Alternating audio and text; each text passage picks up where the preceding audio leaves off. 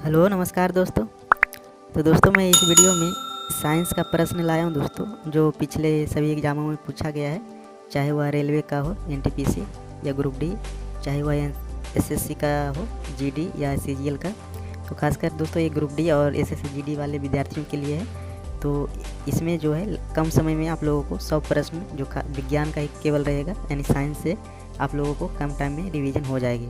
तो चलिए देखते हैं दोस्तों, ये सेट मैं रोज़ लाऊंगा, तो आप लोग मेरे साथ बने रहिएगा और चैनल को सब्सक्राइब जरूर कर लीजिएगा। तो चलिए देखते हैं दोस्तों, इसमें आज का जो है पहला प्रश्न नहीं है दोस्तों, वन लीनियर है, जिससे कि आप लोगों को जल्दी से जल्दी आप लोगों को रिवीजन हो जाए। और अगर रोज़ आप लोग 10-12 मिनट आप लोग टाइम दे दोगे मेरे को, तो आप लोगों को साइंस में कोई दिक्कत नहीं होगी। ठीक है दोस्तों, तो चलिए देखते हैं दोस्तों, आज का पहला जो वन लीनियर है, पैतृकता सिद्ध करने में आवश्यक है। तो दोस्तों क्या है, डीएनए और फिंगरप्रिंट, यानी फिंगरप्रिंट और डीएनए से जो है पैतृकता सिद्ध की जा सकती है। अगला जो है, दूध में पाई जाने वाली शर्करा है, तो कौन सा है दोस्तों, तो लैक्टोज। ठीक है दोस्तों, लैक्टोज जो है दूध में पाई जाती है। इसके बाद जो है, मूत्र का निर्माण जो है कहाँ होती है दोस्तों, तो मूत्र का निर्माण जो है वृक्क में होती है, यानी किडनी में। ठीक है दोस्तों, ये प्रश्न वैसा है जो सभी एग्जाम में पूछा जाता है, जैसे कि आप लोग देखते होंगे। सबसे लंबा कृमि यानी वर्म है कौन सा, तो टेप वर्म। कपड़ा सुखाने तथा दूध से मक्खन निकालने वाली मशीन किस सिद्धांत पर कार्य करती है, तो अपकेंद्रीय बल। ठीक है दोस्तों, ये प्रश्न बार बार पूछे जाते हैं। कपड़ा सुखाने और दूध से मक्खन निकालने में वाली मशीन जो है किस सिद्धांत पर कार्य करती है, तो अपकेंद्रीय बल। पदार्थ का लघुत्तम अंश क्या है दोस्तों, तो क्वार्क। ठीक है दोस्तों, सबसे छोटा होता है लघुत्तम अंश क्वार्क कहलाता है। इंद्रधनुष के बीच का रंग क्या होता है, तो हरा। इंद्रधनुष में 7 रंग होता है, जिसमें बीच का रंग जो होता है वो हरा होती है। ठीक है दोस्तों, अगला जो है, रेटिना पर प्रतिबिंब बनता है कैसा, तो वास्तविक, उल्टा तथा वस्तु से छोटा। ठीक है दोस्तों, वास्तविक, उल्टा तथा वस्तु से छोटा। विद्युत फ्यूज जो है किसका मिश्रण होता है, तो विद्युत फ्यूज जो होता है तांबा, टीन और सीसा का मिश्रण होता है। फ्यूज होता है तांबा, टीन और सीसा का मिश्रण। समुद्र का जल नीला क्यों दिखाई पड़ता है, तो दोस्तों तो प्रकाश के प्रकीर्णन के कारण जो है समुद्र का जल नीला दिखाई पड़ता है।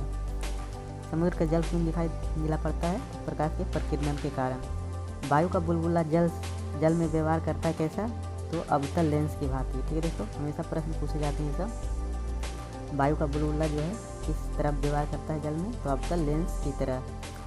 तारों के टिमटिमाने का क्या कारण है, तो प्रकाश का अपवर्तन। ठीक है दोस्तों, भू स्थिर उपग्रह की पृथ्वी से ऊंचाई होती है कितनी, तो 36,000 किलोमीटर। उपग्रह की ऊंचाई जो होती है, भू स्थिर उपग्रह सैटेलाइट जिसको बोलते हैं, वो अपना 36,000 किलोमीटर की ऊंचाई पे रहती है। ठीक है, अगला जो है, रेडियो सक्रियता का मात्रक क्या है, तो क्यूरी। ठीक है दोस्तों, रेडियो सक्रियता का मात्रक क्या है, तो क्यूरी। रॉकेट की गति किस सिद्धांत पर आधारित है, तो संवेग संरक्षण के सिद्धांत पर। रॉकेट की गति किस सिद्धांत पर आधारित है, तो संवेग संरक्षण के आधार पर। ठीक है दोस्तों, देखते हैं अगला प्रश्न। देख सकते हैं दोस्तों, इसमें दिया गया है क्या, कि सेक्सटेंट यंत्र का प्रयोग किया जाता है किसके लिए, तो ऊंचाई मापने के लिए जो है सेक्सटेंट का प्रयोग किया जाता है। निकट दृष्टि दोष दूर किया जाता है, तो अवतल लेंस के प्रयोग करके निकट दृष्टि दोष दूर किया जाता है। ठीक है दोस्तों, अगर दीर्घ दृष्टि पूछेगा तो उत्तल लेंस, और निकट पूछेगा तो अवतल लेंस। परमाणु बम का सिद्धांत आधारित है किस पे, नाभिकीय विखंडन पे। ठीक है दोस्तों, और हाइड्रोजन पूछेगा तो नाभिकीय संलयन पे।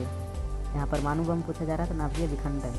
ठीक है, ध्वनि का वेग सर्वाधिक होता है किसमें, ठोस, यानी ठोस, द्रव, फिर गैस, यानी सबसे कम पूछेगा तो गैस में और सबसे ज़्यादा तो ठोस में। ध्वनि की गति धीमी होती है, यानी हवा में, यानी गैस हुआ ना दोस्तों। ठोस पूछेगा तो सबसे अधिक पूछेगा तो ठोस, और कम पूछेगा तो हवा में। ऊर्जा का ऐसा मात्रक क्या है, तो जूल। ठीक है दोस्तों, ऊर्जा का ऐसा मात्रक क्या है, जूल। हाइड्रोजन बम किस सिद्धांत पर काम करती है, तो नाभिकीय संलयन। देखिए आ गया ना, अगर परमाणु बम पूछेगा तो नाभिकीय विखंडन, और हाइड्रोजन बम पूछेगा तो नाभिकीय संलयन। ठीक है दोस्तों, अगला जो है, जल का सर्वाधिक शुद्ध रूप होता है कौन सा, तो वर्षा का जल। ठीक है दोस्तों, बहुत ही इंपॉर्टेंट प्रश्न दोस्तों, जो सभी एग्जाम में लगभग पूछे गए हैं और आगे भी पूछे जाते रहेंगे, जो बार बार प्रश्न जो है रिपीट होते हैं। ठीक है दोस्तों। तो जल का जो सर्वाधिक शुद्ध रूप होता है वर्षा का जल। ठीक है, देखते हैं अगला। इसमें बताया गया है कि द्रव अवस्था में पाए जाने वाला धातु कौन सा है दोस्तों। तो द्रव अवस्था में पाए जाने वाला धातु कौन सा है, तो पारा जो है द्रव अवस्था में पाया जाता है।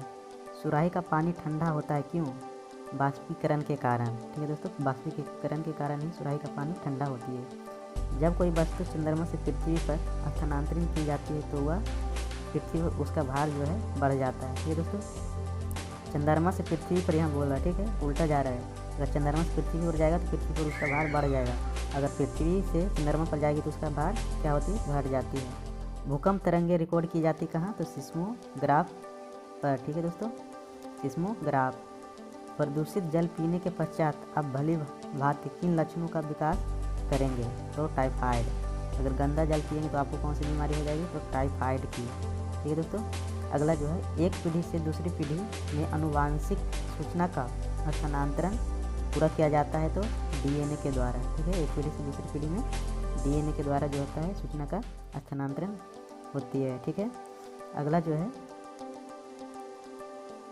कि विद्युत क्या है अगला दोस्तों, कि भूकंप किस उपकरण से नापते हैं, भूकंप जो है किस उपकरण से मापते हैं, तो सिस्मोग्राफ से। ठीक है, विद्युत बल्ब में कौन सा गैस प्रयुक्त होती है, तो अक्रिय गैस। ठीक है दोस्तों, विद्युत बल्ब में कौन सा, तो अक्रिय गैस। इसी प्रकार सबसे कठोर धातु कौन सा है, तो प्लेटिनम। ठीक है दोस्तों, सबसे कठोर धातु कौन सा है, तो प्लेटिनम। ठीक है, देखते हैं आगे का। तो देख सकते हैं दोस्तों, कोशिका आनुवांशिक पदार्थ है किसका, तो डीएनए का। ठीक है दोस्तों, ये बार बार प्रश्न पूछे जाते हैं जो रिपीट हो रहे हैं। आनुवांशिकता के नियम का जन्मदाता कौन है, तो ग्रेगी जॉन मेंडल। ठीक है दोस्तों, आनुवांशिकता के नियम का जन्मदाता कौन है, तो ग्रेगी जॉन मेंडल। किसान का परम मित्र कौन कहलाता है दोस्तों, केचुआ को जो है किसान का परम मित्र कहा जाता है। कोशिका शब्द का निर्माण किसने किया था, तो रॉबर्ट ब्राउन ने कोशिका शब्द का निर्माण किया था। सबसे बड़ा फल तथा पुष्प है, सबसे बड़ा फल पूछेगा तो आर्किड तथा सबसे बड़ा पुष्प पूछेगा तो रेफ्लोसिया। ठीक है दोस्तों, इसी प्रकार अगला जो है, इसमें देख सकते हैं क्या बताया गया है कि स्तंभ कंद, धान कंद और सल कंद तथा परकंद का उदाहरण है। तो स्तंभ कंद जो है आलू, इसी प्रकार धान कंद जो पूछेगा तो वंडा या केसर, और सलकंद पूछेगा तो प्याज तथा परकंद पूछेगा तो अदरक और हल्दी। याद रखिएगा, ये सब प्रश्न पूछे जाते हैं हमेशा। स्तंभकंद तो आलू, धनकंद तो वंडा और केसर, सलकंद तो प्याज और परकंद तो अदरक और हल्दी। ठीक है दोस्तों, उसी प्रकार अगला जो है, अमरूद, अंगूर, शरीफा तथा टमाटर के खाने योग्य भाग है तो फलभित्ति।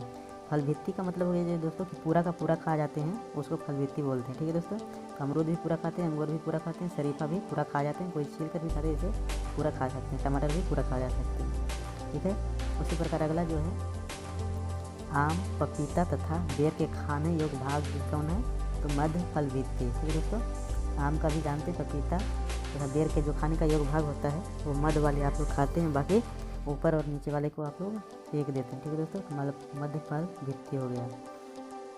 अगला जो है, अदरक तथा आलू के खाने योग्य भाग कौन सा है, तो तना।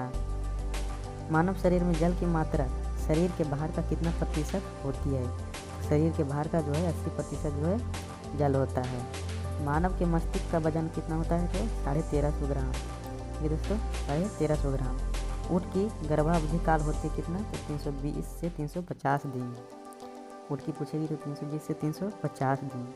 उसी प्रकार गाय तथा भैंस का जो है कितना होता है, गर्भावधि काल जो कितना होता है भैंस का, तो गाय का जो होता है 280 दिन और भैंस का जो होता है 300 दिन। ठीक है दोस्तों, याद रखिए, गाय भैंस से पूछा जाता है हमेशा, तो गाय का 280 और भैंस का 300 दिन होता है। ठीक है, देखते हैं आगे का।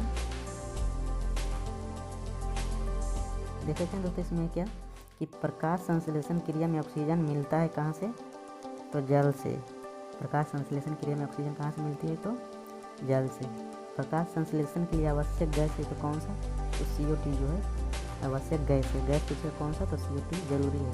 ठीक है दोस्तों, पौधे का मुख्य प्रकाश संश्लेषी अंग कौन सा है, तो पत्ती के द्वारा ही प्रकाश संश्लेषण होता है। ब्रोंकाइटिस एक रोग है कृत्रिम हृदय का। ठीक है दोस्तों, ब्रोंकाइटिस एक रोग है किसका, तो कृत्रिम हृदय का। उसी प्रकार जो अगला है, एक लड़का अपने पिता से क्रोमोजोम पाता है, कौन सा, 22+22। ठीक है दोस्तों, 22+ कौन सा, 22। लड़का में 100 और 22 दोनों पाया जाता है। ठीक है, 22+22 जो है पिता से पाते हैं। अगर यूरिया अधिकतम मात्रा में पाई जाती है, कौन सा, मूत्र में। ठीक है, यूरिया कहाँ किस में पाई जाती है अधिकतम मात्रा में, तो मूत्र में। दूध में नहीं पाया जाता है, तो विटामिन सी जो है नहीं पाई जाती है। टॉक्सिन क्या है, तो एक जहरीला पदार्थ है, ये बार बार पूछा जाता है दोस्तों। इनमें से कौन सा पदार्थ जो है जहरीली है, तो टॉक्सिन। एंजाइम की रचना किससे होती है, तो एमिनो अम्ल के द्वारा। एंजाइम की रचना किससे होती है, तो एमिनो अम्ल के द्वारा। फलों और सब्जियों में कौन सा विटामिन नहीं पाया जाता है, तो विटामिन डी जो है फल और सब्जी में नहीं पाया जाता है। ठीक है दोस्तों, किसमें पाया जाता है विटामिन डी, तो सूर्य के धूप में भी बहुत मात्रा में पाई जाती है।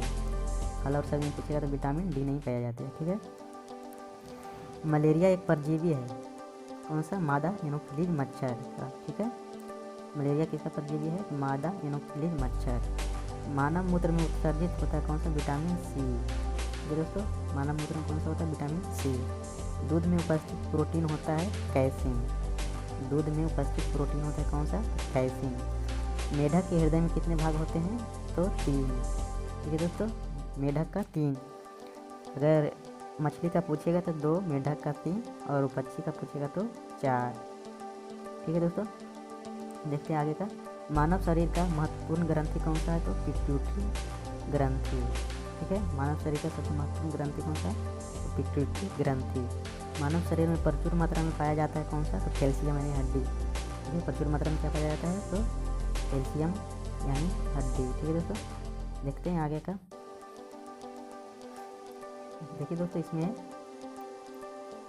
काला हीरा तथा काला शीशा किसे कहा जाता है।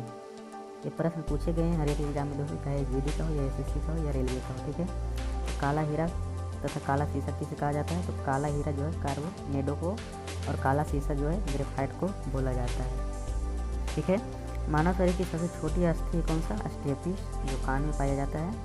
और जीवन रक्षक हार्मोन किसे कहा जाता है, तो एड्रीनल हार्मोन को। जीवन रक्षक हार्मोन किसे कहा जाता है, तो एड्रीनल हार्मोन को। आत्महत्या की थैली कहलाता है, तो लाइसोसोम को। आत्महत्या की थैली कौन कहलाता है, तो लाइसोसोम। द्रवित पेट्रोलियम गैस होता है, कौन कौन सा मिश्रण होता है दोस्तों, तो ब्यूटेन तथा प्रोपेन गैस का मिश्रण। द्रवित पेट्रोलियम में ब्यूटेन और प्रोपेन। प्रोटीन की फैक्ट्री किसे कहा जाता है, तो राइबोसोम को जो है प्रोटीन की फैक्ट्री बोला जाता है। ठीक है दोस्तों, राइबोसोम को जो है प्रोटीन की फैक्ट्री बोला जाता है। उसी तरह अगला जो है, मनुष्य में लिंग निर्धारण होता है, तो पुरुष के क्रोमोसोम पर। ठीक है, पुरुष के क्रोमोसोम पर ही लिंग निर्धारण होती है। तो शरीर में मांसपेशियों की संख्या कितनी होती है, तो लगभग 639। शरीर का सबसे कठोर तत्व है कौन सा, एनाइमल। ठीक है दोस्तों, और इसी तरह अगला जो है, संसार का सबसे बड़ा पक्षी है कौन सा, शुतुरमुर्ग। मानव खोपड़ी में कुल अस्थियों की संख्या कितनी होती है, तो 8। ठीक है, मानव शरीर में कुल कितनी खोपड़ी होती है, अस्थियों की संख्या कितनी होती है, तो 8। जीन के संश्लेषण से संबंधित व्यक्ति है तो कौन, हरगोविंद खुराना। संसार का सबसे छोटा पुष्प है तो बुलकिया। ठीक है, देखते हैं आगे का। एक जो लास्ट है, पुरुष जीन संगठन है तो XY। ठीक है दोस्तों, पुरुष में पूछा जाएगा तो XY जो है जीन संगठन पाया जाता है। तो चलिए दोस्तों, तो थैंक यू। अगर वीडियो अच्छा लगे और आप लोगों को इन्फॉर्मेशन कुछ अच्छी लगे, आप लोगों को सीखने के लिए कुछ मिला है, तो आप लोग वीडियो को लाइक ज़रूर कर दीजिएगा और चैनल सब्सक्राइब कर लीजिएगा। और इस तरह का मैं वीडियो साइंस का खासकर 100 प्रश्नों का जो 1 लिनियर होंगे, मैं चाहूँगा कि 12 से 15 मिनट के बीच में आप लोगों को 100 प्रश्नों का रिवीजन हो जाए, जो ग्रुप डी और SSC GD में जो एग्जाम आने वाले हैं उसमें आप लोगों को काम आ सके। तो चलिए, थैंक यू दोस्त। प्लीज़ वीडियो को लाइक और चैनल सब्सक्राइब जरूर कर लीजिएगा। Thank you.